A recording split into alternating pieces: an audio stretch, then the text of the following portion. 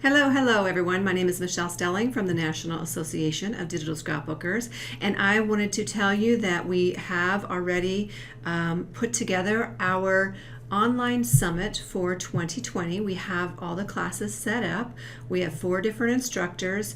You can find a link probably inside the membership area for the online summit, or if it's not there just yet, I will be putting it up pretty soon. Now the next members only class is probably going to be listed inside of the membership area, but once that is complete, then this will take its place. So you'll be able to go ahead and register for that. Now members get in free, and non-members it will be a $99 cost. Here are the lineup. Here is the lineup for the instructors for that week of classes. They will be held from 6:30 to 8 o'clock every night, Monday through Thursday. And here is the list of classes. So if you want to freeze frame this to check it out, go for it. If not, I'm sure you are going to be seeing this page a lot in the next few weeks. Another thing too, if you do go into the home page here and you do log into your library, this is where you can go into the Academy. This is where you can find the upcoming class. So basically the upcoming members only class is going to be held by Karen. It's called Let's Have Some Fun Creative Compositing. Let me just zoom this in a little bit so you can see that. I'm super excited about this class, so go ahead and register if you are a member. If you're a non-member, it's $25. Now let's move on to this Sunday snippet. We are talking about frames. So this is the first part of the frame making with Linda Cumberland. I hope you enjoy. Bye for now. And open up another file, new, blank file, or Control N.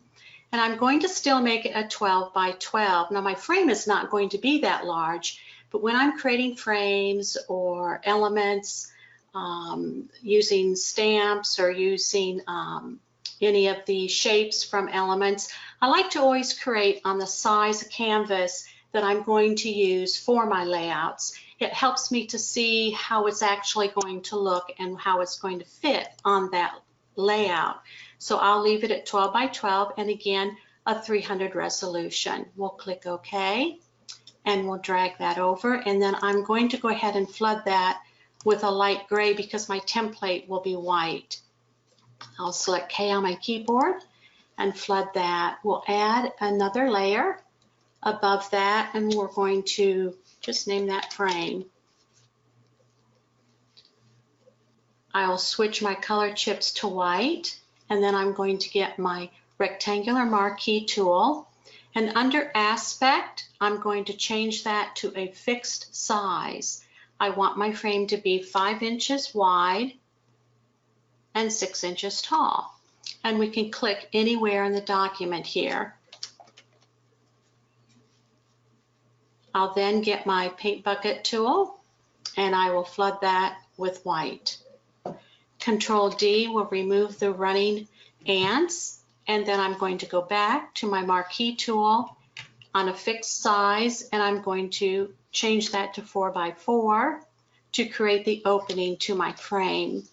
And again, we'll click anywhere here, and then I'll just click and drag it, and we'll place it here. And you can use your left, right, and up and down arrows. And what we want to do is we want to get even space around the 2 sides and across the top. That looks pretty good, so I'll hit my delete key, and that will create the opening, and Control D to remove the marching ants. I'm going to go and get a paper to put over that. We'll use the same paper that we used for our background, so we'll go to File, Open, and we'll come down here and we'll grab that paper again. I'm going to resize my paper so it'll fit more snugly to my frame. The largest part of my frame is 6 inches, so I'm going to Control-Alt-I to bring up my image size dialog box, or you can go to Image, Resize, and then in this drop-down menu, you would select Image Size. Here I'm going to place just a little bit larger than 6 inches, And because I have constrained proportions, it will change both the height and the width for me. I'll say OK. I'm going to get my move tool and click and drag it and place it over my frame. You can use your up and down arrows to adjust it. And then we will clip that to our frame below. And to clip it, you can do it one of 3 ways. Hold down your Alt key, and when you hover between the two layers, you'll get a little downward arrow, and if you click on your mouse, it will clip it to your frame. You can also use the right mouse key and go down here. Instead of release, at this point it would be released because we've already clipped it, but had we not, it would say create clipping mask, and you can just click there and that would create it. Or you can use the keyboard stroke of Control-Alt-G. I'm going to reduce the opacity on this as well because I don't want it that dark. Let's put it right about here. And I might even go in and get my dodge tool again and just lighten it up in a few more areas. Once I'm happy with that, I'll go ahead and right click and merge down so that now the paper is merged to my frame. Now we need to save this as a PNG file because again, the action only works on JPEGs or PNGs. So we're going to go ahead and let's crop this. We don't need all that extra space.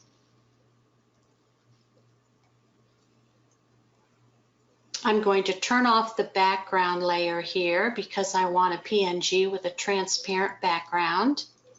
And I'm going to go to File, Save As, and we'll select PNG. And I already have it saved, but I'll pretend like I don't. And I will click on Frame. I'll name it Frame. We'll click on Save.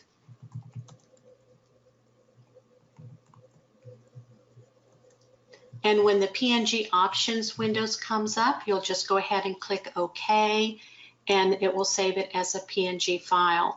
I'm going to close it because I already have it, and we'll save time by not waiting for my machine to save it. We'll close this. We don't need to save that. We'll go ahead and close our paper, and then we're going to go ahead and open up our frame.